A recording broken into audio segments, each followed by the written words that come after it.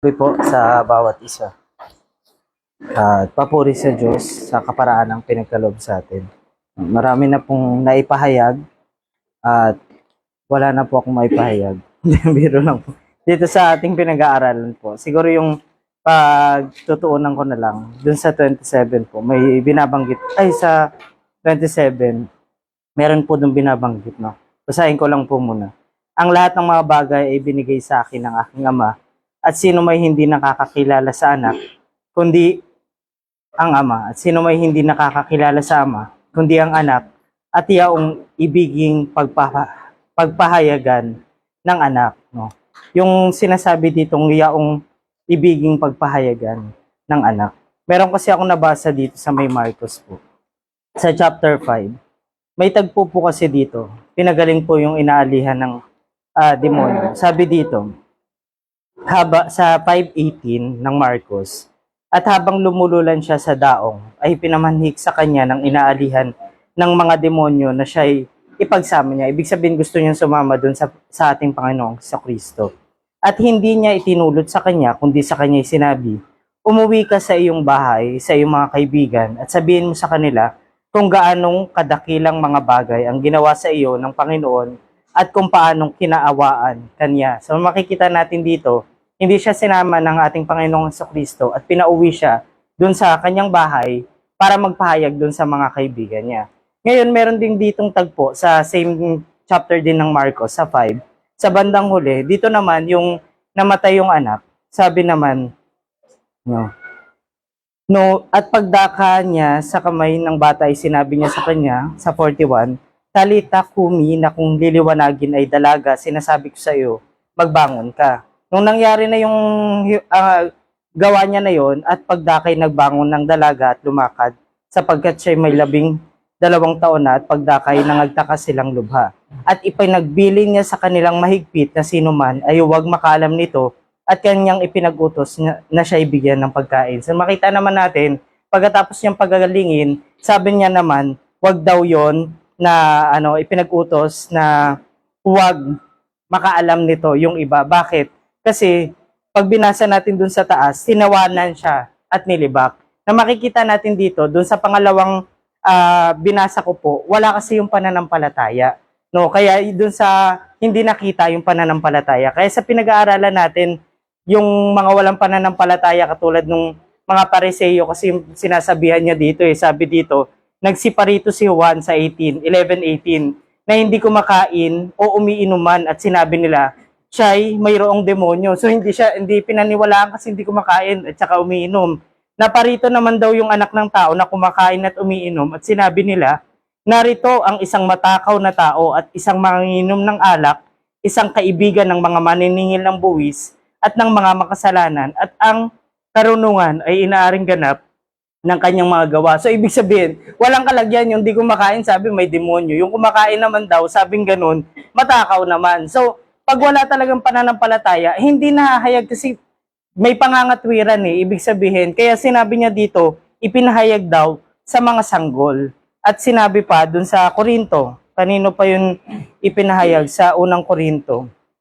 Pag binasa po natin, sabi sa, ayan, sa 126, sapagkat masdan ninyo ang sa inyo'y pagkatawag, mga kapatid, na hindi ang maraming marurunong ayon sa laman, kundi hindi ang maraming may kapangyarihan, hindi ang maraming mahal na tao ang mga tinawag, kundi pinili ng Diyos ang mga bagay na kamangmangan ng sanglibutan upang hiyain niya ang mga marurunong, at pinili ng Diyos ang mga bagay na mahihina ng sanlibutan upang hiyain niya ang mga bagay na malalakas at ang mga bagay na mababa ng sanlibutan at ang mga bagay na hinahamak ang pinili ng Diyos. So makikita natin dito kasi hindi yung masyadong nag-iisip pa marami pang pangangatwiran. Kaya nga ang pinili niya yung mga dukha mayaman sa pananampalataya na nananampalataya sa bawat salita. At isa dun sa mga kailangan nating sampalatayanan, yung sinabing na yung nabibigatan, 'di ba? Magsilapi tayo sa kanya kasi pagka nandiyan na yung mga pasanin, magaan man, mabigat, parang nawawala, no? Isang bagay yan na pinaalala sa akin nung kabila yung pagsubok, na ang kagandahan ng loob ng ating Panginoon, pinaalalahanan niya, sabi niya, nakakalimot mo pero unahin mo daw yung salita. Yun ang sabing ganon. Siguro yun lamang po at papuri sa Diyos. Salamat kapatid na David. Makikinig ka pero makikinig. So magandang gabi po sa bawat isa. Sa sambahayan ng ating kapatid na Seryo, kapatid na Mek, at sa ating mga kapatid sa online. Doon na rin po ako sa verse 27. Sabi po rito, ang lahat ng mga bagay ay ibinigay sa akin ng aking Ama. At sino may hindi nakakilala sa anak, kundi ang Ama. At sino may hindi nakakilala sa Ama, kundi ang anak. At yaong ibiging pagpahayagan ng anak. Dito po may sinabi siya. Yung kung sino man ang makakilala sa anak at sa Ama, doon sa kapasyahan, kung sino ang bigyan ng, sabi rito, at yaong ibiging pagpapahayagan. Ibig sabihin, doon sa mga tao na bibigyan ng Diyos ng kaunawaan. Kaya meron siya tinutukoy na makakaunawa. Tulad nga na banggit nating mga kapatid, hindi lahat nakaunawa. Hindi lahat nagkaroon ng pagkakilala. Kaya napakapalad yung mga sinasabi rito na binigyan ng pagpapahayagan na makaunawa. Dahil ang Diyos naman, sabi sa Roma, chapter 1, sapagkat ang nakikilala tungkol sa Diyos ay ahayag sa kanila. Kanino yon? Doon nga sa nais pagpahayagan ng Diyos, sapagkat ito'y ipinahayag ng Diyos sa kanila. Meron talagang makakaunawa at meron ding hindi. Sino yung hindi? Yung mga walang pananampalataya. Pero doon sa mga pagpapahayagan ng Diyos, napakapalad. Dahil hindi isang biro lang yung makilala mo ang Diyos. Ito ay isang kayamanan na ibinigay sa tao. Kaya nga dito sa ating aralin, kinakailangan tayong mag-aral sa Kanya. Kasi kapag hindi ka nag-aral sa Kanya, makikilala mo ba ang Diyos? Di ba hindi? Kaya napakapalad, ang bawat isa sa atin ngayon, yung kaunawaan na taglay ng bawat isa sa atin, hindi yan taglay ng lahat ng tao. Maging ng mga mananampalataya sa labas ng kapisanan, hindi alam. Kaya napakapalad natin. Tayo yung ibinilang na inibig ng Diyos na pagpapahayagan. Kasi nga, di ba, ang ibang mananampalataya, iba ang pananaw, iba ang pagkakilala sa Diyos, iba ang pagpakilala sa ating Panginoong Jesucristo. Eh bakit tayo iba sa kanila? Kasi tayo yung mga binigyan ng kapahayagan ng Diyos na makaunawa. Paano mangyayari yon? Isang dahilan dyan, yung iyong sariling kaunawaan, kailangan hubarin mo yan.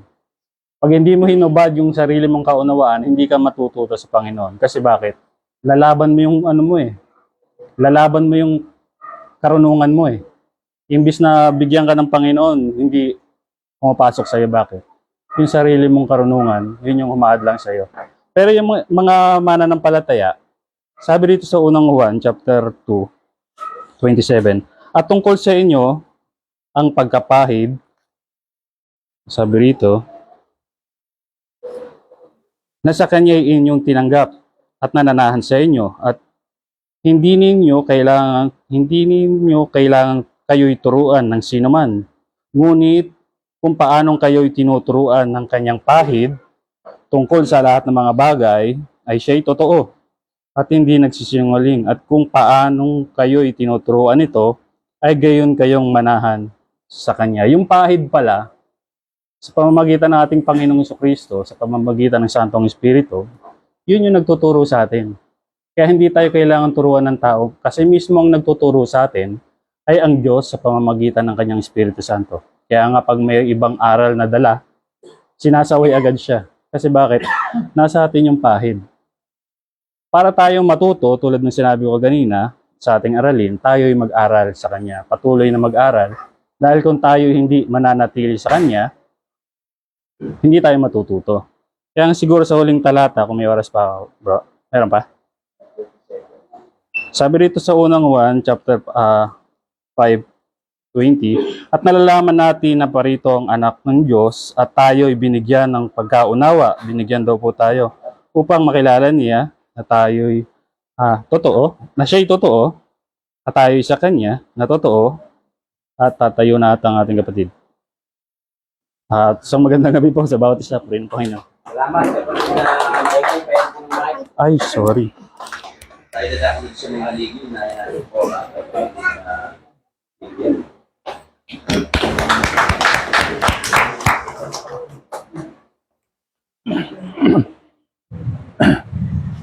Magandang gabi sa Kaayos Family. Sa inyong lahat mga kapatid sa online. Mga kapatid Manoy, mga kapatid na Jose. Inulit ko at ako nagsabi niya na kailangan igalang yung pangalan, tunay na pangalan ng mga haligi. Kaya kapatid na Jose, magandang gabi rin sa iyo. At doon din ako sa 27 kasi ito natanim sa akin itong ano na ito na kaya ko nakilala yung ating Panginoon dahil nga doon sa pahayag. Pinahayag sa atin ito ng ating Panginoon. Kung hindi sa tayo pinagpahayagan ng ating Panginoon, matutulad tayo doon sa iba na paniniwala si Kristo'y tao, yung paniniwala iba sa ating paniniwala dahil wala namang espiritu na nagtuturo sa kanila. Yun ang kahigitan natin sa kanila. Meron tayong espiritu na umaalalay sa atin, nagtuturo. Sabi nga ng Panginoon sa Kristo, ang turo ko hindi akin, kundi dun sa amang nagturo, nagsugo sa akin. Yun. Sabi na ngayon, yung paboritong talata ni kapatid na Aileen sa Kawikaan 6:43 ba yun? Yung hawakan mong 13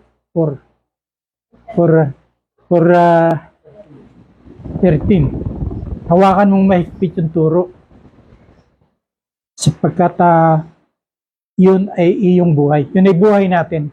Kaya yung turo sa atin ng ating Panginoon sa Kristo, pag pinanghawakan natin yan, ang katumbas niya sa atin buhay.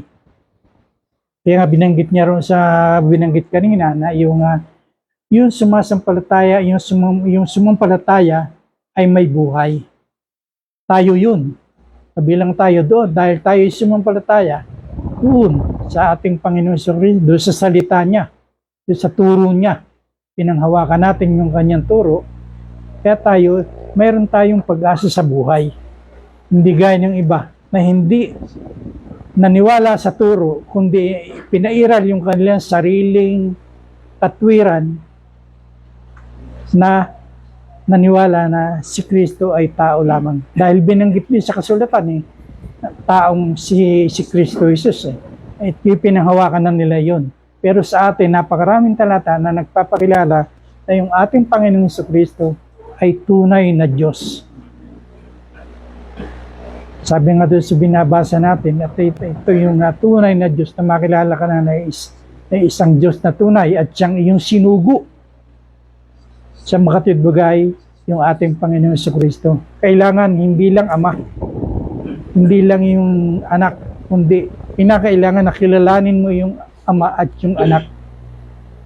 Kilalanin natin yan. Sa atin naman hayag na yan Yung Ama at yung anak, alam na natin yan. Hindi na tayo naniniwala na yung Ama ay yun din ang anak. Sa atin, maliwanag yan. Higit na makapangyarihan yung Ama kaysa sa anak. Dahil yung lahat ng tinanggap ng anak, pagdating ng panahon, isusukurin niya sa Ama yun para yung Ama ang siyang maging lahat sa lahat. Kaya tayo napakapalad natin mga kapatid dahil sa ating ipinahayag yung katotohanan tungkol sa Ama, tungkol sa anak. Kaya hindi tayo naniniwala na yung Ama ay hindi ng anak. Sa atin, maliwanag yan. Mas dakila yung Ama kaysa sa akin, sabi ng ating Panginoon sa Kristo. Kung sila pantay lang, kung sila parehas lang, sasabihin ba ng Panginoon sa Kristo na mas dakila yung Ama kaysa sa akin? Hindi niya sasabihin ganon. Sa atin maliwanag ang lahat dahil tayo ay tinuruan. Tinuruan tayo ng ating Panginoon. Kaya nga yung paanyaya sa atin na magsilapit tayo, sige pa, lapit pa tayong lapit. Pag-aral pa tayo ng mag-aral, marami pa tayong matututuhan sa ating Panginoon. Purihin ng Panginoon, magandang gabi sa inyo lahat mga kapatid. Salamat kapatid na Guillermo at sunod sa kapatid na Herman.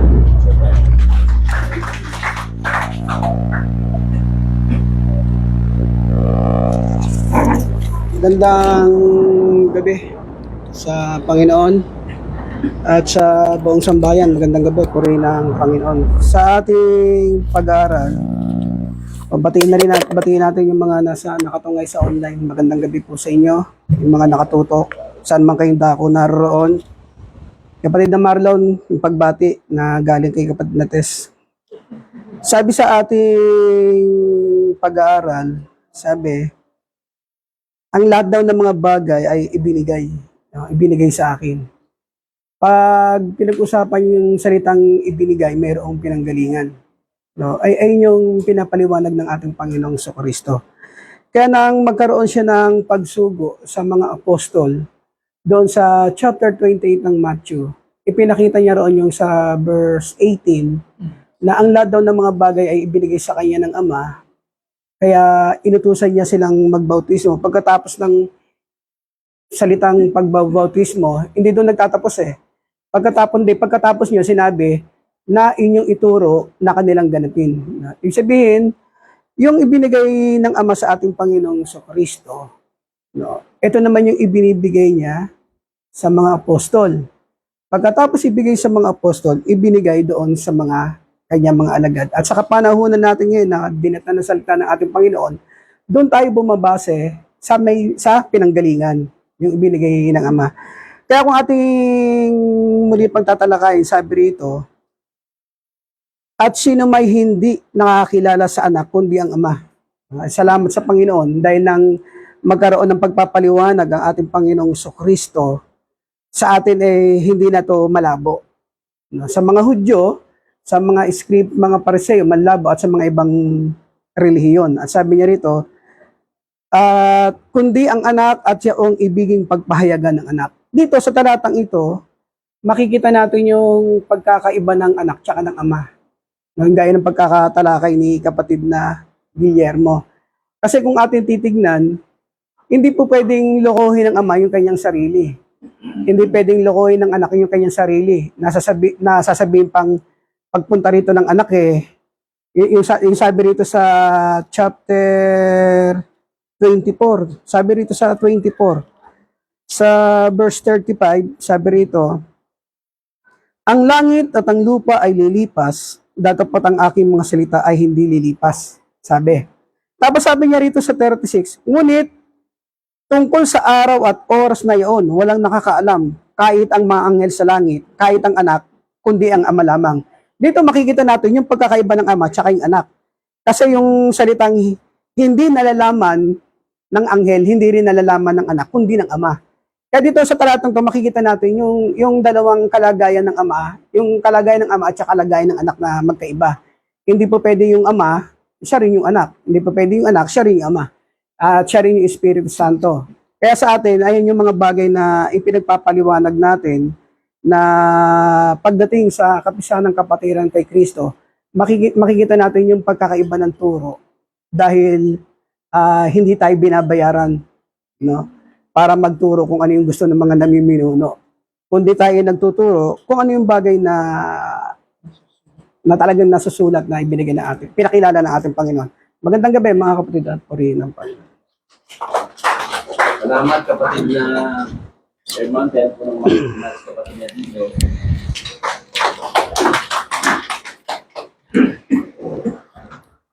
Magandang gabi sa Panginoon, siyempre. At sa ating lahat, salamat dito sa Taytay.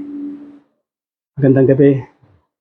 Siyempre sa mga nasa online, kapatid na June, magandang gabi. Sa ating pag-aaral, makita mo yung logic siya. Talagang maunawaan mo yung pagpapahayag ng salita ng Panginoon.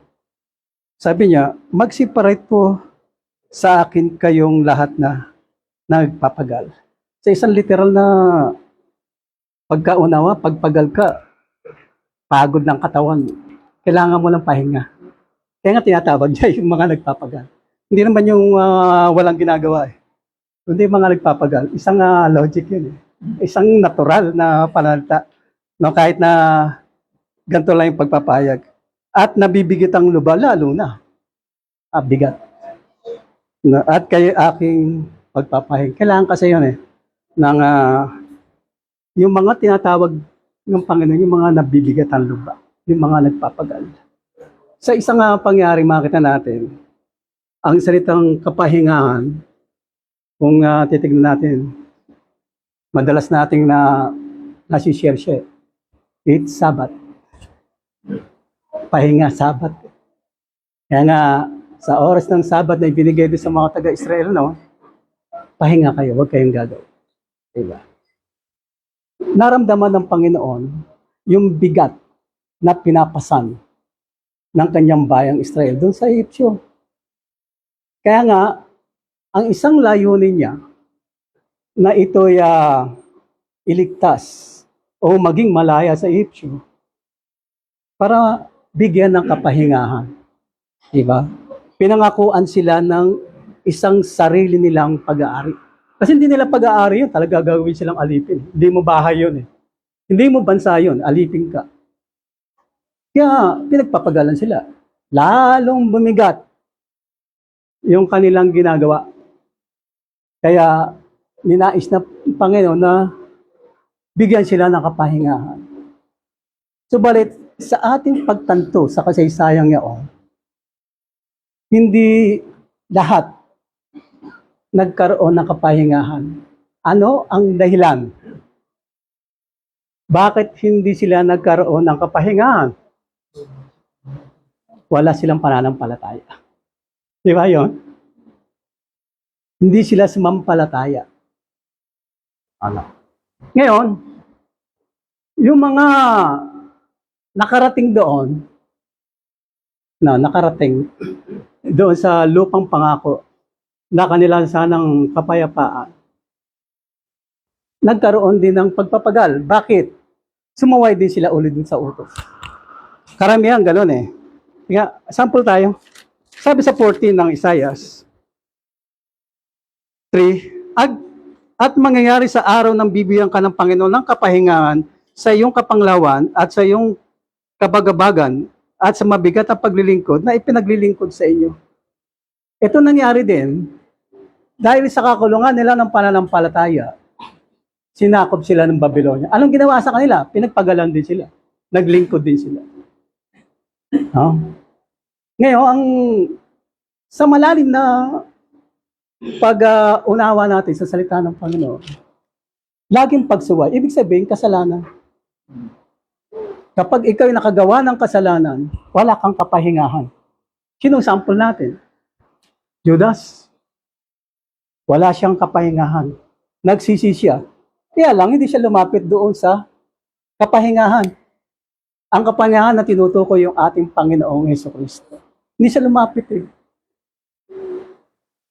Karamihan kasi, kapag ikaw ay may kasalanan, nagkasala ka, katotohanan wala kang kapahingahan. Wala kang kapahingahan. Ano ang dapat gawin? Inaaya ka ng Panginoon, lumapit ka sa Panginoon. Magkakaroon ka ng kapahingahan. Gagawa ka ng paraan yung kasalanan ito. Kaya nga tinakpan ng Panginoong Jesucristo yung ating kasalanan sa pamagitan ng dugo. Sampalataya na natin yan. Magkakaroon tayo ng kapahingahan.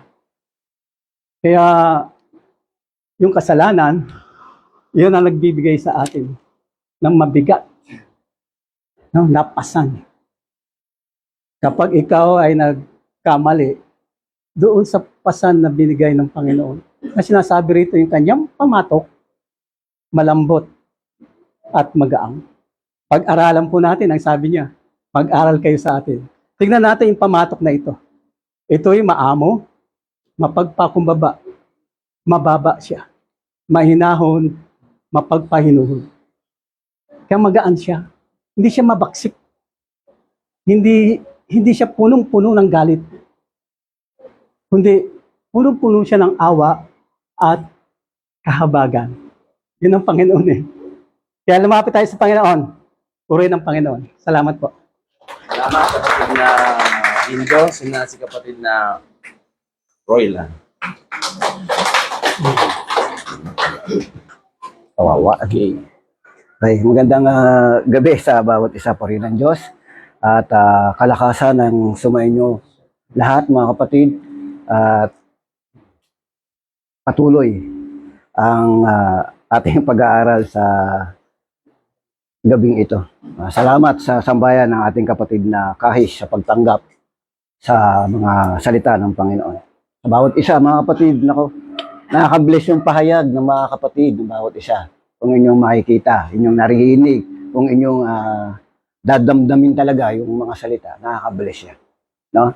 At nagdudulot ito ng kalakasan. Kasi itong ating pag-aaral, pag-iimbita ng Panginoon, iniimbitahan ka niya na sabi niya, lumapat kayo sa akin, ibig sabihin, magkaroon kayo ng bahagi sa akin. Ibig sabihin niya gano'n. Makiugnay kayo sa akin. Bakit? Kasi yung Kapernaum, na kanyang pinangaralan, na kung saan doon nanirahin din siya ron. No? Nagpakita siya ng himala. Doon niya pinagaling yung biyanan ni Pedro. Doon niya pinagaling yung mula doon sa bubungan, binaba yung lumpo.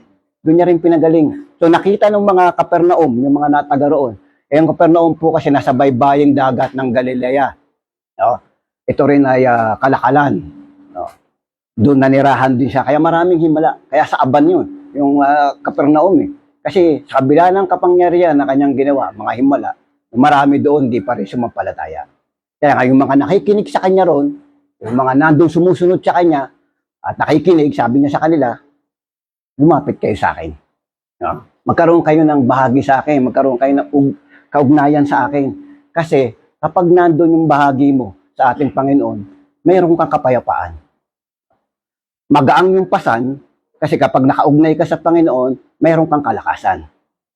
No? Kapag nakaugnay ka sa Panginoon, mayroon kang katatagan. No? Mayroon kang pag-asa. No?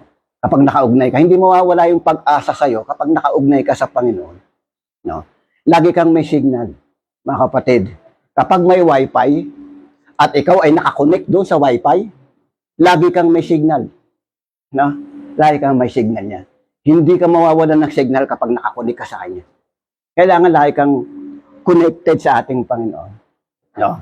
Iba yung wifi dito. Yung wifi dito nawawalan ng signal. Pero pag ang Panginoon, ng isang wifi mo, hindi ka mawawalan ng signal. No? Kasi mahilig din naman tayo sa gadget. Kaya sinabi ko ng kumunik ka sa Panginoon para lagi kang minsan gagamit ka ng data. No? Mauubos yun. Yung data mo, ibig sabihin kapag gumagalaw ka na ng sarili mo, mawawala rin yun. Mawawala na siya ng signal. No? Kasalanan mo na kung malobat ka. Bakit? Bakit kasalanan mo na? Kulang ka sa charge. No? Hindi ka masyadong nakikinig ng salita ng Panginoon. Hindi ka nagbabasa ng salita ng Panginoon. Eh di malolobat ka nga. Di ba? Nandyan yung wifi eh. Nagbibigay ng signal sa'yo, pero kasalanan mo kung bakit nalobat ka. Kasalanan mo kung bakit nawawala yung signal sa'yo. Kasi sabi ng Panginoon, kung kayong magpanatili sa aking salita, at ang salita ko'y magpanatili sa inyo, hingin ninyo anumang inyong ibigin at gagawin sa inyo. Eh bakit hindi nagagawa sa'yo? Bakit? Kasi hindi ka nananatili sa salita ng Panginoon. May kulang.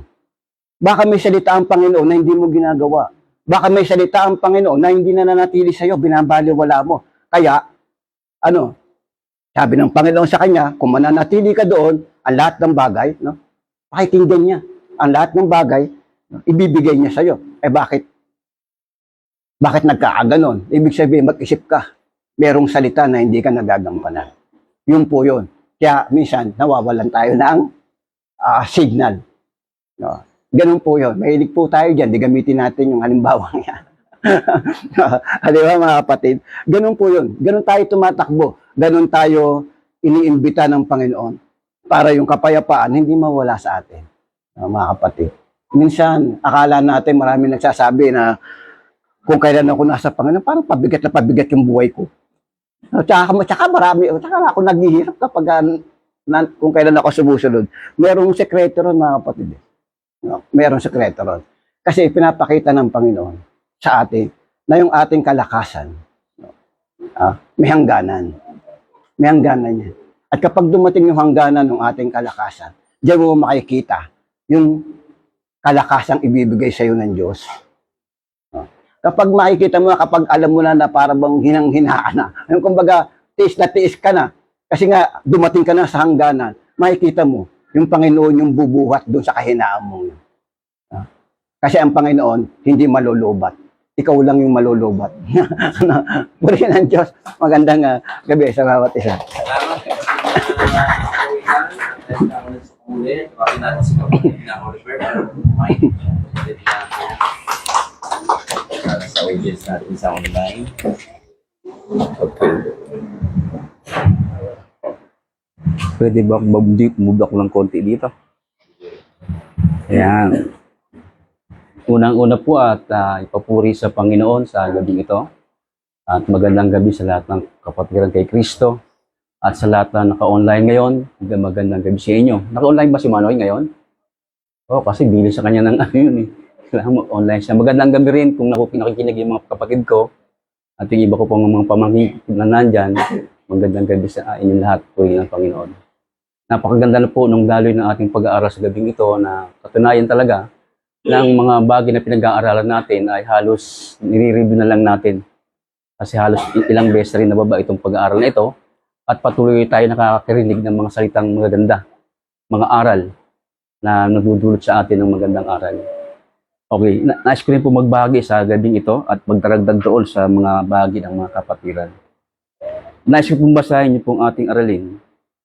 Dito sa aklat ng Mateo, dito, alam niyo po, naalala pag nababasa ko itong talatang ito, dito sa 11:28, hindi ko maiwasan din maalala yung mga talatang, ano na eh, yung Seakeepers, di ba? Kasi ito, halos ano na rin ito eh, John 14:6, lalo-lalo eh, John 3:16. Halos, kasi yung mga talatang ito, halos may mga gawang kanta ito. Kaya halos nare-remind tayo nito. Kaya itong pinag-aaral natin ngayon, sikat na kinanta ito ni Basil Valdez. Di ba? Sabi rito, sa 11:27, ang lahat ng mga bagay ay ibinigay sa akin ng aking ama, at sino may hindi nakakakilala sa anak, kundi ang ama, at sino may hindi nakakakilala sa ama, kundi ang anak, at yaong ibiging pagpahayagan ng anak. Napakalinaw po, no? Na sinasabi sa talatang ito, na sino may hindi po nakakakilala sa anak, kundi ang ama lang. Ayan. At sino ba hindi nakakilala sa ama, kundi ang anak. At sabi rito, yaong ibiging pagpapahayagan ng anak. Ngayon, sa pag-aaral natin ito, maliwalag na to, no? Kasi isang bagay na magbibigay ko ng halimbawa nito, ay yung nung tanungin ng ating Panginoong Jesucristo, yung kanyang mga alagad. Sabi niya ganon, sa inyo, sino ako? Sabi niya ganon. Dito sa chapter 16 ng Mateo. Sabi rito, 16:16. Sabi rito, kasi doon sa 15 kasi sabi ganito. Kanyang sinabi sa kanila, tatapat ano ang sabi ninyo kung sino ako? At sumagot si Simon Pedro at sinabi, ikaw ang Kristo, ang anak ng Diyos na buhay. No, liwanag, no? At sumagot si Jesus at sa kanya sinabi, mapalad ka, Simon Barjonas, sapagkat hindi ipinahayag sa iyo ito ng laman at ng dugo, kundi ang ama, aking ama, ang nasa langit. Di ba liwanag? Na yung nagpahayag na yon, ng mga bagay na yon, tungkol sa ating Panginoong Jesucristo, ang ama rin. Sa papanong paraan, ipinadaan kay Pedro. Kaya nang tanungin si Pedro, kung sino, kung sabi ng ating Panginoong Jesucristo, kung sino ako, sinabi niya, ni Pedro na ikaw ang Kristo. At sabi niya, mapalad ka, Barjonas, o Pedro, sapagkat ipinahayag ito sa iyo ng aking ama, hindi ng laman. Ibig sabihin, kung sa tao lang talaga, hindi makikilala ang ating Panginoong Jesucristo. Kundi kailangan talaga napahayag na mula sa langit o sa ama para makilala ang ating Panginoong Jesucristo. Ganyan din sa ama. Hindi ito, ang walang iba nagpakilala sa ating ama, walang iba ang ating Panginoong Jesucristo. Siya lang talaga. Kaya isa sa mission niya, sa isa pa sa mission niya ng pagpaparito, ay para ipakilala niya yung ama na nagsugo sa kanya. Yun ang mission niya. Kaya doon sa mga parting gano'n na pag-aaral natin, maliwanag na ang pagpapahayag na ginagawa ng ating Panginoong Jesucristo, kanino? Sabi nga ni Judas, hindi Iscariote, sabi niya gano'n. Panginoon, bakit ka sa amin nagpapakahayag, hindi sa libutan? Sabi niya gano'n. Di ba? Paano? Sa kanya siya magpapahayag kasi nga sabing gano'n ng ating Panginoong Jesucristo, pag binasa mo yung 14:21 nandyan. Kaya ito, malawak po ito, mga kapatid, pero makikita natin na ang pagpapahayag ng ating Panginoong Jesucristo, hindi lamang sa kanyang mga alagad. Sabi dito sa 14:21 ng John. Ang meron ng aking mga utos at tinutupad ang mga yaon ay siyang umiibig sa akin. At ang umiibig sa akin ay iibigin ng aking ama at siya iibigin ko at ako'y magpapakahayag sa kanya. Kaya nga ano yung sikreto para makita natin talaga o yung bagay mapahayagan tayo ng salita ng ating Panginoon o hiwaga na patungkol sa ating Panginoon. Yung pagtupad din siyempre ng utos. Kasi pag hindi na mo tumutupad, paano ipapahayag ng Panginoon yung mga bagay na gusto niyang ipahayag? Di ba? Kaya nga yung mga apostol, siya yung pinahayagan ng ating Panginoong Jesucristo tungkol sa ating Ama. Di ba? Kaya pag binasa natin John 17, nandun eh. Pinakilala ko sa kanila ang iyong pangalan. Di ba? Ang liwanag dun eh. Kaya nakilala nila ang Ama. Ngayon, sabi dito sa pangalawang natin, sabat na siguro yung para umabot ako sa oras, no? Sabi dito. Ayan, sa anak, inawa yung aking nasa amak yun. Luis 28 man. Magsiparito sa akin, kayong lahat na nagpapagal, at nangabibigat ang luba, at kayo aking papagpahingahin.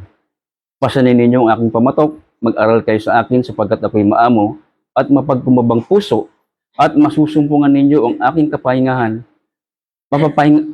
masusumpungan ninyo ang kapahingahan ng inyong mga kaluluwa, sapagkat malambot ang aking pamatok at magaan ang aking pasan. Dahil napakaliwanag po nung talatang yan na binanggit. Alam natin mga kapatid na isa sa pinakamapalad na bansa na masasabi natin noong unang panahon, maging sa ngayon naman. Pero sa nakita ko, yung hindi na kasi nga yung sa laman, hindi yun eh. Espiritu yung sinasabi. Ang bansang Israel. Kasi bakit? Unang-una, makikita natin, sila yung bansa na mayroong perpektong palatuntunan. Di ba? Basahin ko na nga. Doon sa chapter 4 ng Deuteronomy, sabi dito,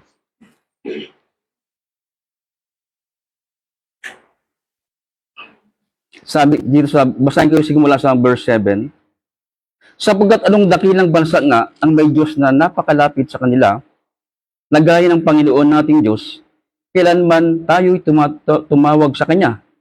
Anong dakilang bansa nga ang may palatuntunan at mga katulang napakatuwid na gaya ng buong kautosang ito, na aking inilagda sa harap ninyo sa araw na ito. Kaya nga makikita natin na mapalad yung Israel. Kasi bakit?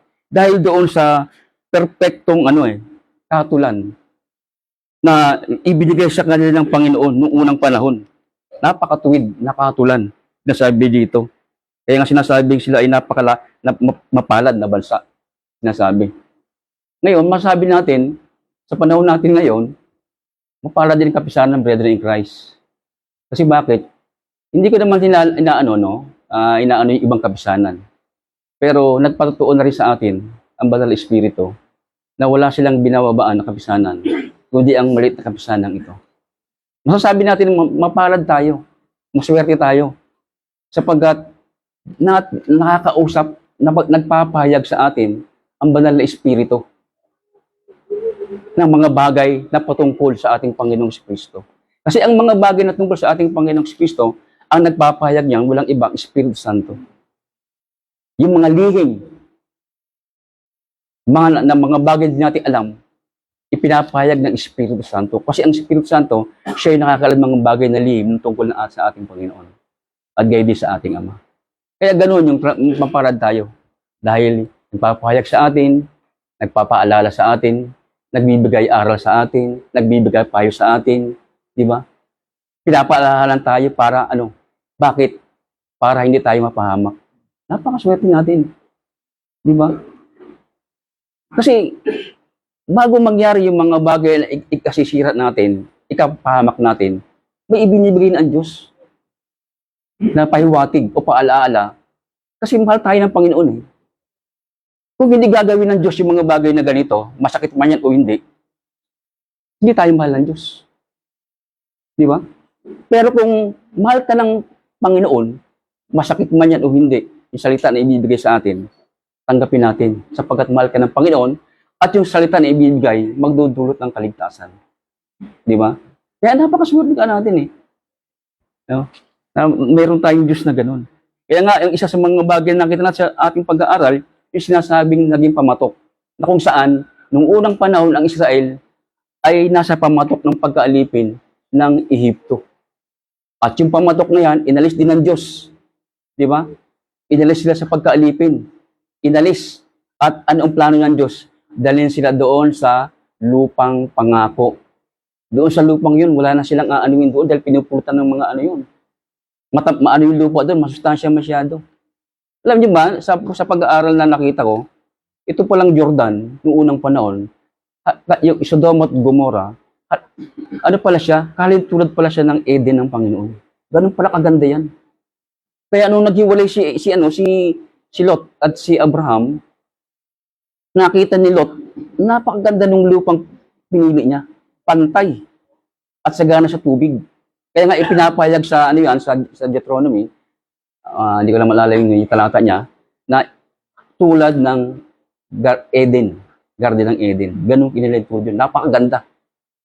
Pero kapag nagalit ang Panginoon, walang kahit anong ganda yan, sisirain ng Panginoon yan. Kasi ibig niya, yung gandang ginawa niya, pananahanan din ng taong matuwid at taong sumusunod sa kanyang katuwiran. Kahit anong ganda niyan, kapag ang tumira dyan, sumasalangsang, sisirain ng Panginoon yan. Kaya kagaya nga, sabi sa awit, di ba? Yung kagandahan, sinisira ng Diyos yan. Para minsan, bakit? Makita ng tao yung tama. Makita mo yung tuwid na landas. Kasi pag hindi ginawa ng Panginoon na paluin ka, saktan ka, minsan hindi ka matututo. Huwag lang tayong ibibigay ng maling impresyon sa mga bagay na gano'n na magnegatibo tayo. Ang alam natin, kapatid lang natin, pero hindi natin alam, Panginoon pala ang gumagawa. Ano sabihin ko sa inyo pa to? Sabihin ko pa to, sasabihin ko sa inyo, mga kapatid, mga ilan sa inyo, hindi alam ito eh. Pero sa aming mga haligi, hayag ito. Kapatid na Loloy, kapatid ni Regnon, patunay. Bakit siya nakabalik dito? Ibinalik siya ng Panginoon. Pinatutuunan ng Banal na Espiritu yan. Na nasa lugar siya, bakit nangyari sa kanya yung ganun? Nung panahon na hindi niya maganda yung buhay niya eh.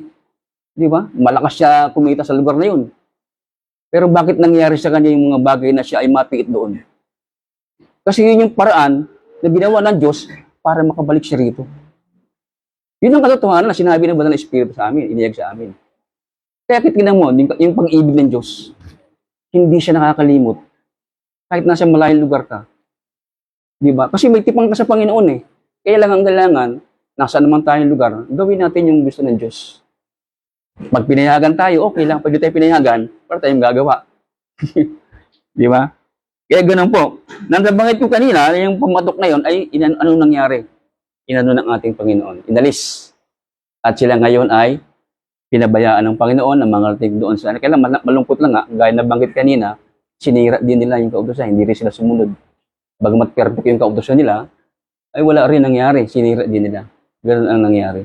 Nasaan na huwag mo ganoon? Ngayon sa pag-aaral natin, sabi dito, yung mga nagbibigat ang luba, yung paanyaya ng ating Panginoon. Kasi tingnan yung mga kapatid, nung dumating ang ating Panginoong Kristo, bagamat alam na ng unang panahon, nagkaroon ng pamatok eh, halos ginawa din ito ng mga saserdote. Di ba? Ginawa din ito ng saserdote. Kaya na may salita ang ating Panginoon. Dito sa chapter 23, ito, halig-halig to, sabi dito, Sa 12:23, lahat nga ng mga bagay na sa inyo kanilang ipag-utos, gawin ninyo at ganapin.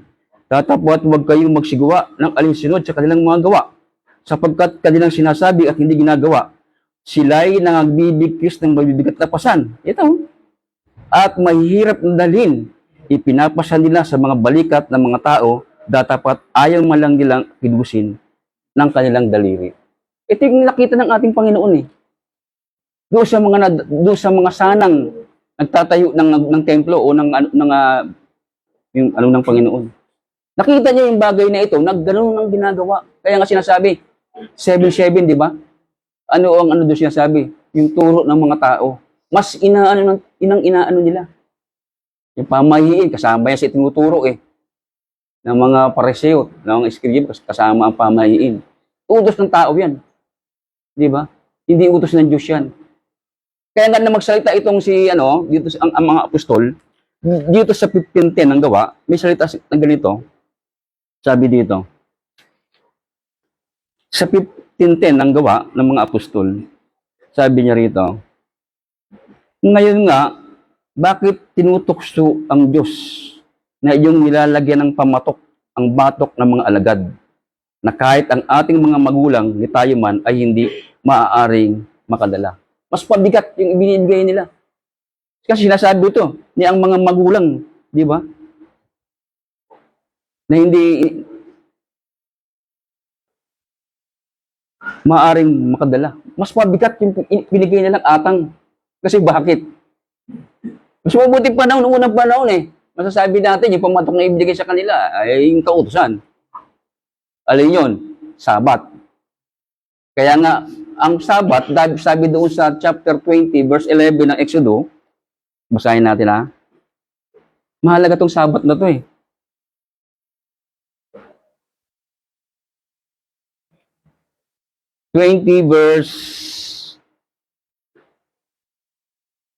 Simulan natin dito sa 8.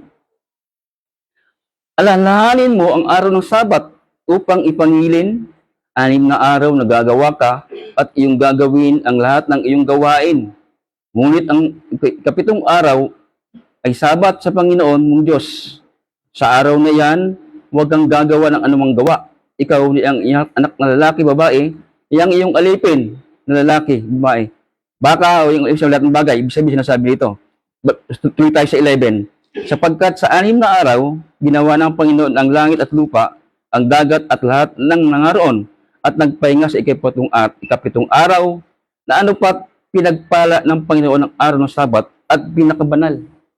Kaya makita mo, nung ilagay ng Diyos yung utos, yung Sabat, pinabanal ng Diyos yan. Sinasabi rito, pinagpala at pinakabanal ng Diyos. Kaya nga, ang sino man sumuway noong unang panahon pinapatay. Di ba? Doon sa Exodo 31 tayo. Basahin natin yun. Kaya medyo mahaba itong to eh. Sa 31, ano ko na lang po dito kasi mahaba ito eh. Simula 12 to eh. Babasahin ko na lang po dito sa sa 31:15 na Exodo. 6 na araw na gagawin ang gawain. Datapot ang 7 araw ay Sabat sa takdang kapahingahan. Ito na kapahingang tawagin nila yan eh. Pangilin sa Panginoon. Yan ba? Pangilin sa Panginoon, sino mang gumawa ng anumang gawa sa araw ng Sabat ay walang pagsalang papatayin. Di ba? Kaya ang bigat. May utos sila noon na ang sumuway doon sa utos na yun ng Sabat, papatayin talaga.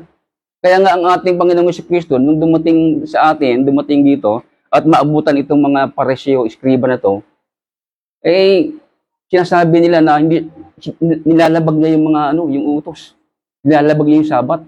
Kasi kabaligtaran yung ginagawa.